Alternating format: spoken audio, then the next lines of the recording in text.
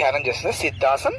Fold your left leg heel below genital organ above anus, then right leg above genital organ. Both heels together, both knees touching on the floor. Make the spine should be straight line. Dhyanam with the tip of the index finger with thumb. Both hands placed on it. Close it. Do constant Omkar sound. తపస్వాధ్యాయను ఈశ్వర ప్రణిధాన యోగ క్రియ అంటారు. ఈశ్వరునికి ఇది source of yoga, ఆది యోగ మనకు శివుడు. ఈ ఎక్కువ తపస్సు అనేటువంటిది ఎక్కువ సాధన చేస్తే కనుక బాగా మనసు ప్రశాంతంగా ఉండడానికి బాగా హెల్ప్ చేస్తూ ఉంటుంది. అదేవిధంగా ఈ ఓంకార శబ్దం ఎక్కడైతే ఉచ్చరించబడుతుందో అక్కడ శ్రీచక్రం ఫామ్ అవుతుంది.